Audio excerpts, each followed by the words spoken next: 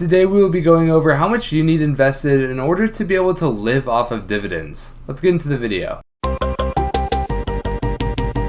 Hi everyone, my name is Zach and welcome back to Finance Pro. Before we get into the video, comment your favorite dividend stock in the comment section below and also consider leaving a like and subscribe as it really helps with the YouTube algorithm. And if you guys are interested in getting 2 free stocks that could be worth up to $2,300, then go ahead and get signed up with WeBull. All you have to do is make an initial deposit of $5 and you can get those 2 free stocks. With all that out of the way, let's get straight into the video. So the first question that you have to answer is, how much money do you actually need to live off every month? A good way to think about this is that your rent or your mortgage is supposed to be no more than a third of your monthly income that you have coming in. So say your rent is about $1,000, just for example. You would want to have at least $3,000, closer to $4,000 would be a little bit better. And then also other factors come into play when you think about having children, a wife, even just a girlfriend, when you are thinking about how much money you actually need. So say your rent or your mortgage was about $2,000 a month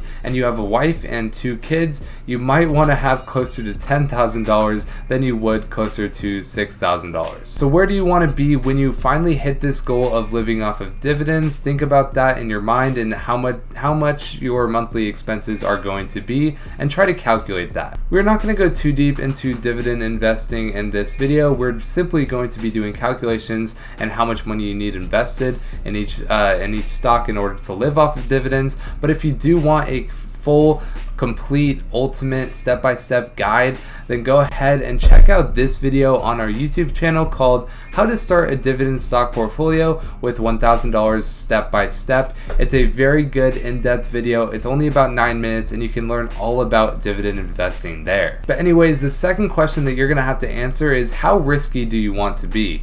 So do you want a little bit more growth out of your portfolio so you can continue growing your portfolio and it just trade sideways forever? Or do you want to be a little bit more risky to where, you know, maybe your portfolio goes down but you're going to be getting those higher dividend percentages?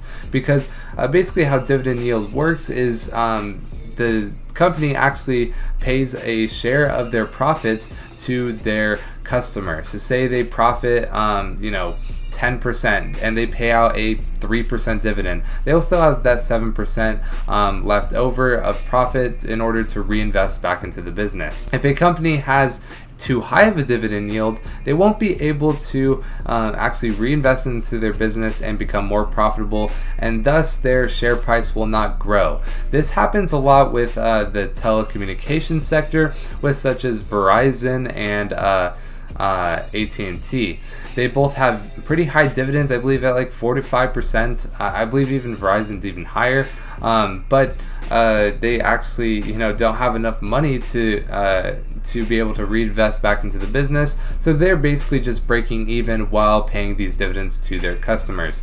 So you don't want too high of a dividend yield, but if you can find a good stock that has good growth outlooks, that is also paying a good dividend, that's really where the sweet spot is. Once you have answered both of those questions, then you are going to be able to calculate how much money you actually need. In this video, we're just going to say that you are going to want to have $10,000 a month just to be safe. Maybe you have a few kids and you want to be able to live perfectly without having to worry about money too much. And then we're going to say you don't want to be too risky and you want to have a little bit of stability in your portfolio. So we're going to go with a dividend yield, average dividend yield of around 3%. This is a pretty good dividend yield. Obviously, if you get you can get this dividend yield up to about 4%, or even as low as 2%. So I think a good happy medium is going to be an average dividend yield between all the stocks of around 3%. So now that we know you're going to want to have about $10,000 per month and you're going to have a dividend yield around 3%, we can actually go ahead and make a sample portfolio where we can do some calculation. So here's the sample portfolio. I'm actually using a dividend tracker that was created by Andre Jick, another YouTuber in the same space, personal finance space as us. I really like his thing. This isn't a promotion. He didn't pay me to do this. I just actually use it and it's cool to kind of calculate what you need to have. So I went with 10 stocks that are pretty diverse in a bunch of different sectors to make sure that, if one stock didn't do very well, then we could get picked back up by another stock. I have some stocks that have a higher dividend yield, such as Walgreens, Verizon, and then I have some other stocks that are just there for stability of the portfolio and maybe a little bit of growth in the portfolio as well, such as Visa and Apple. So here we are. Basically, in order to actually have $10,000 per month of income, as you can see here, we $122,000, that would come out to about $10,000 a month, with a yield of 2.83. That's a little bit lower, but you can get that up to 3% just by doing a little bit riskier stocks. You're going to need $4.32 million and $432,000 invested in each of these stocks in order to have $10,000 worth of income every month of dividend income on average, because obviously most of these stocks pay out on a quarterly, or even Apple does an annual dividend. So you would need 8,000 shares of Coca-Cola, you'd need 6,000 shares of Realty Income, the list goes on. You'd need 1,000 shares of Home Depot, and obviously this is a bit more of a safer portfolio that will most likely have more growth in the portfolio. So not only are you going to be getting $10,000 worth of income every single month, and then $122,000 every year, you are also going to be getting growth in your portfolio with stocks such as Home Depot, Target, Apple, and Visa, all expected to have really good growth over the next couple of years and past then.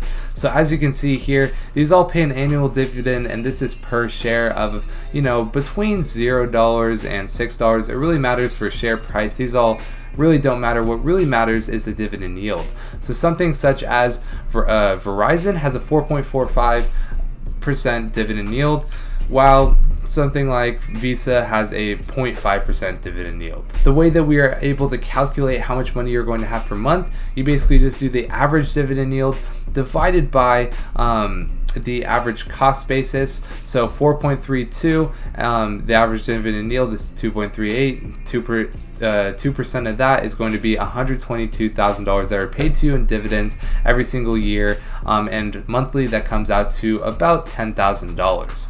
So, if you were to, want $5,000 per month, you would have to have about $2.180,000. So basically half of $4 million right here would get you about $5,000. So you would still need $2 million in your portfolio and about half of each of these cost bases as well. And now you're gonna say, hey Zach, where am I gonna get $4 million from? Where am I gonna get $2 million from? Well, that is really, up to you. It's very hard to achieve that amount of money, I will admit, but if you want to actually live off of dividends, you're going to have to grind very hard in the beginning of your life, get a very good job, and then actually have millions invested in the stock market so that you could eventually just live off of the dividends. But $4 million to have $10,000 per month of income where you're not going to lose any of your money and it's going to be all passive is a pretty sweet deal in my opinion.